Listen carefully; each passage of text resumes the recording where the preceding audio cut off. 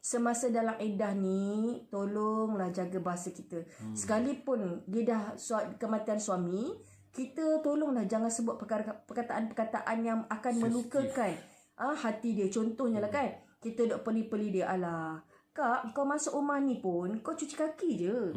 Contoh cakap macam tu kan.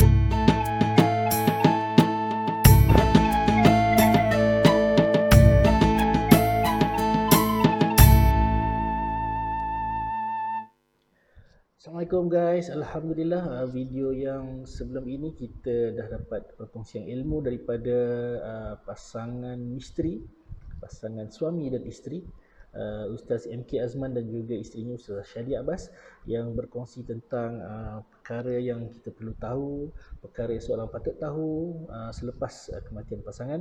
Dan untuk video yang kali ini kita akan melangkah satu topik lagi yang tidak kurang pentingnya, iaitu topik berkenaan dengan tempoh iddah, tentang iddah. Sebab iddah ni ada dua. Satu bagi seorang wanita yang kematian suami, yang kedua yang diceraikan oleh suami.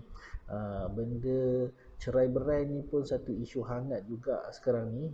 Kalau diperbincangkan mungkin lebih tak cukup satu topik, satu tajuk kuliah. Tapi apa-apa pun kita lihat intro ni dulu.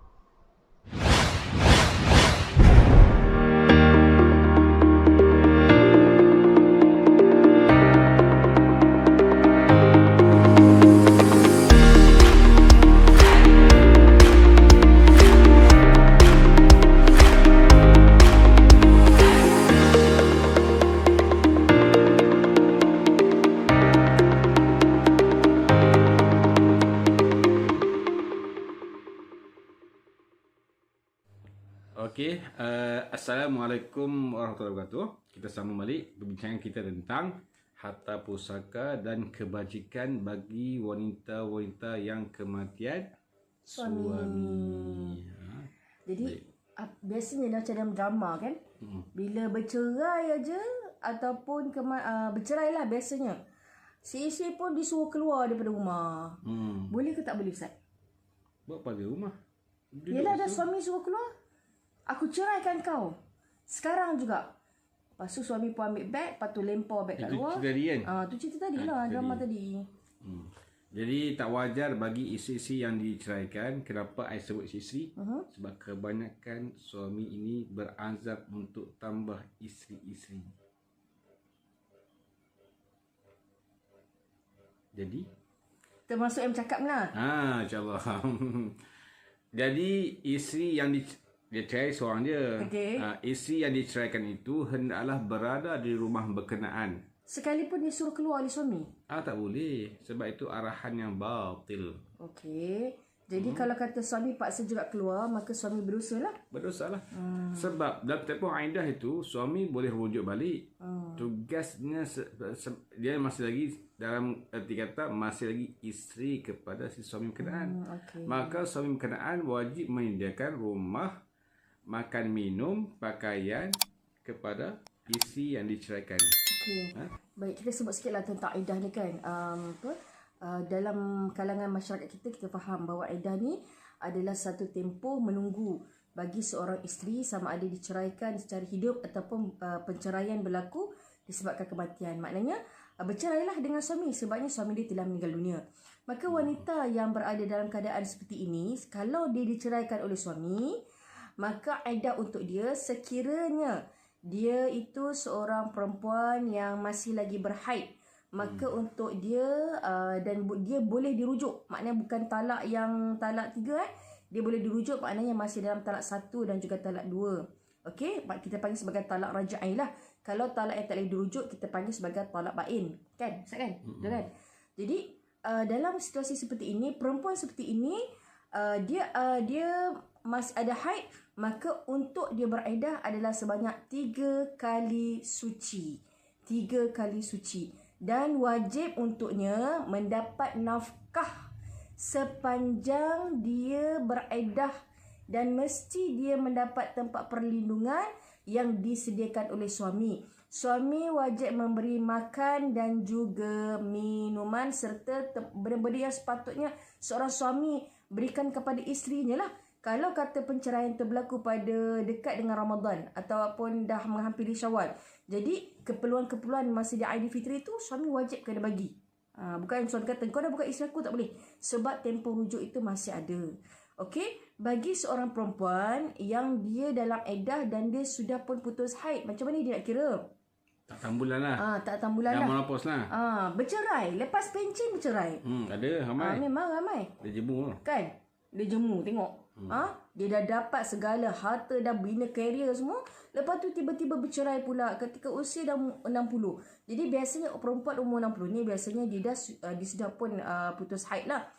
Lepas tu berlakunya penceraian. Jadi apa yang patut kita lakukan? Berapa lama tempoh seorang perempuan nak menunggu untuk dia selesai iddah? Jadi bagi perempuan seperti ini, kata baginda SAW, adalah sebanyak 3 bulan. 3 bulan. Mula dari hari pertama suami kita ceraikan kita, sampailah memenuhi 30 hari. 30 hari maknanya kalau kiraan dia 90 hari lah. Kita ambil yang maknanya yang paling selamat lah. 3 bulan tu adalah sebanyak 90 hari. Apa beza 3 bulan dengan 3 kali suci? Okey. 3 bulan ni sebab merujuk kepada wanita yang tidak lagi mengeluarkan haid. Tapi bagi 3 kali suci ni menunjukkan bagi perempuan yang haid untuk memastikan tidak ada benih di dalam rahim itu. Sebab sekiranya ada anak yang dihamili daripada hasil perkahwinan tu, hukum dia jadi berubah pula. Iddah dia jadi sampailah dia melahirkan anak. Itulah maksud tempoh menunggu 3 bulan tu dah kira macam mana? Macam tadi lah.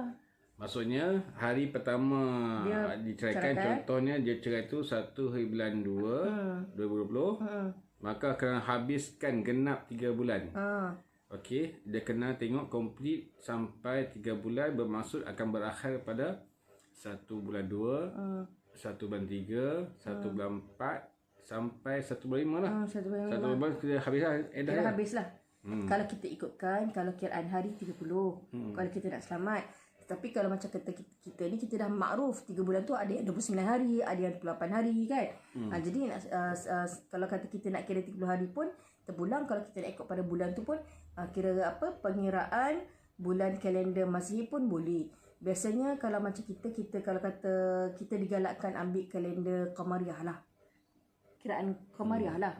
Kan sebab kalimah quru' tu pun merujuk kepada Qamariah sebenarnya kan. Okey, bagi wanita yang kematian suami, apa yang dia boleh buat? Dan waris kena tahu benda ni. Waris setelah seorang itu meninggal dunia dalam ahli keluarga kita, apa yang patut dilakukan kepada pasangan adik-beradik kita ni tadi, sama ada dia lelaki atau perempuan. Kalau lelaki tak ada masalah sangat. Dia yang sulit tu perempuan. Katalah dia berkahwin dengan abang kita. Okey? Jadi kakak ipar kita lah ni. Maka dia dah menjadi balu. Maka kita sebagai adik ipar, apa patut kita buat? Mengekalkan kedudukan kakak ipar berada di dalam rumah yang dia sudah duduk bersama dengan suami dia. Ya, bersama suami dia selama mana dalam tempoh iddah. Selepas itu, sekiranya dia nak keluar dari rumah tu, adalah terpulang kepada dirinya. Tetapi tolong, semasa dalam iddah ni, tolonglah jaga bahasa kita. Sekalipun dia dah kematian suami, kita tolonglah jangan sebut perkataan-perkataan yang akan melukakan hati dia. Contohnya lah kan, kita duk peli-peli dia, alah kak, kau masuk rumah ni pun kau cuci kaki je. Contoh cakap macam tu kan. Mana menyebut berulang kali, kak, kalau kau rasa kau boleh bayar kereta yang arwah tinggalkan, kau bayarlah semasa kan kau tak bekerja. Kata-kata seperti itu akan mendorong si balu ni tadi meninggalkan rumah. So disebabkan kita tahu bukan dia bukan nak tinggalkan rumah tu, tetapi disebabkan kata-kata kita menyebabkan dia keluar rumah, maka kita berdosa. Sebab kedudukan balu tu sepatutnya wajibnya dia berada di rumah. Dan bagi balu ini tidak wajib bagi suami dia mengeluarkan nafkah. Yalah, sebab suami dia dah meninggal dunia kan. Maka siapa yang kena keluarkan nafkah? Iaitulah daripada harta si mati tadi. Jadi bukanlah maksudnya selepas si mati tu meninggal, si arwah ni meninggal, harta dia kena beku sebab nak kena faraidkan. Tak. Ada hak yang dia kena keluarkan untuk menyara isterinya tadi, anaknya tadi, ataupun yang ditanggung semasa hidup. Contohnya mak dia kan, ataupun bapaknya yang sudah tua. Jadi benda-benda macam tu dia dikira sebagai harta yang dikeluarkan untuk memenuhi keperluan hidup waris yang tinggal. Kita tak boleh kata semua harta si mati mesti difaraikan. Sabar dulu. Banyak benda yang mesti dilakukan terhadap harta si mati. Dan kita sebagai waris, kita kena tahu apakah hak kita terhadap harta si mati. So, berhati-hatilah semasa kita mengeluarkan kata-kata. Ambillah pelajaran daripada mana-mana kes. Dia bukan satu kes saja, banyak kes dekat Malaysia ni. So, kita kena ambil pelajaran. Sebab kata-kata kita lah antara penyebab kenapa kita akan masuk ke dalam neraka Allah Subhanahu Wa Taala. Dan sebab kata-kata kita lah menyebabkan urusan faraid ini tak selesai. Tu ya kan? Terasa hati. Betul? Berbulan-bulan tak di kampung, tak jumpa adik-beradik sebab terasa hati. Dulu hang pernah kata aku macam-macam. Hang kata aku tamak. Hang kata aku ni gila harta. Hang kata aku ni hati binatang. Kan? Contoh itulah. So, elakkan. Dia jadi putus silaturahim lah. Elakkan daripada berkata-kata yang boleh menyakitkan hati waris-waris yang ditinggalkan. Okey. Dan satu lagi. Kita nak sebut tentang aurat Okey, seandainya kita adalah waris lelaki, kita kena ambil tanggungjawab yang telah ditinggalkan oleh arwah tadi. Contohnya menjaga mak, kan? Sekarang kita kena ingat yang perlu berkabung atas kematian, yang wajib berkabung adalah isterinya sahaja. Tempoh dia 4 bulan 10 hari. Bagaimana dengan waris-waris yang lain? Seperti ibunya, seperti anaknya. Apakah mereka boleh berkabung? Had untuk mereka berkabung hanyalah selama 3 hari sahaja. Boleh ke? Yes. Anak, bila mak ayah dia meninggal dunia, dia sedih. Dia hanya boleh berkabung selama 3 hari saja. Ini yang berlaku kepada, peristiwa yang berlaku kepada seorang isteri Rasulullah lah. Kan? Bila bapa dia meninggal. Siapa bapa dia? Abu Sufyan ke apa? Meninggal. Kemudian dia pun, selepas 3 hari tu, dia pun ambil celak. Kemudian dia pun sapu dekat mata dia. Dan dia ambil satu pemerah, macam satu serbuk lah. Untuk memerahkan pipi dia. Mewarnakan wajah dia. Untuk menunjukkan bahawa dia telah keluar daripada berkabung atas kematian itu tadi. Jadi kita kena ingatlah benda tu. Maka dalam situasi seperti ini, sekalipun kita mesti menjalankan tanggungjawab untuk menjaga mak ayah kita, kan, sebab abang kita pernah jaga dulu. Kita sebagai lelaki, sekarang ni yang sedang berkabung, yang beredar tu adalah kakak ipar kita. Maka ada aurat yang perlu dijaga, had batasannya. Contohnya, janganlah sebab kita nak jaga mak kita tu, kita kena pindah masuk ke dalam rumah tu tadi. Sebab rumah itu adalah milik kepada waris, iaitulah isteri dia. Dia nak jaga aurat, dia nak buka tudung dia, takkan dia nak berkurung dalam bilik. Maka janganlah kita menyusahkan dia dengan pindah masuk ke dalam tu. Semata-mata dengan alasan apa? Aku ni nak jaga mak. Tak boleh. Jadi mak, macam mana pun keadaan mak, maka apa yang mak boleh buat, kalau mak boleh bertahan di dalam rumah itu seperti mana arwah ada, maka bertahanlah. Ayah, kalau ayah tu bedridden, maka kalau boleh dipindahkan ke rumah lain, kenalah dipindahkan. Betul. Memang ini sangat menyedihkan. Tetapi menunjukkan bahawa tanggungjawab menjaga mak ayah bukan bergantung kepada anak sulung saja ataupun anak lelaki saja. Dia bergantung kepada anak-anak yang tinggal, termasuk anak-anak perempuan. Dan yang paling penting sekali antara had ataupun batasan yang waris kena jaga. Sekalipun rumah tu adalah rumah yang diusahakan oleh abang kita sebelum dia berkahwin, kita tak boleh bebas masuk ke dalam rumah tu tanpa kebenaran minta izin tau. Tak boleh suka hati masuk je. Tak boleh, kena ketuk dulu bagi salam. Kalau kakak ipar kita yang jadi balu tu, yang sedang beredar tu bagi kita masuk, kita boleh masuk. Apatah lagi kalau kita nak masuk dalam bilik dia, tak boleh. Itu bilik kelamin. Wajib kita minta izin. Ni kadang-kadang ni benda-benda macam ni, kita main langgar je ikut kepala otak kita je, tak boleh. Memang marah, geram. Sebab bila kita tak tahu hukum, kita menunjukkan seolah macam kita ni beragama. Kita telah memberi fitnah kepada Islam tau. Jangan main-main persoalan macam ni. Apatah lagi kalau kita mula menyebut engkau tak ada hak.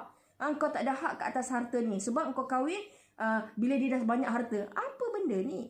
Perkahwinan adalah antara sebab kenapa seseorang itu boleh mewarisi harta orang lain selain daripada pertalian darah. Betul. Kan kalau cakap kan, I tidak setenang Ustaz MK Azman. I memang nak panas. Jadi I nak kena beredar sekejap. Sebab I tak panas. Okay, bye. Jumpa lagi next video, InsyaAllah. Sambung. Bye. guys.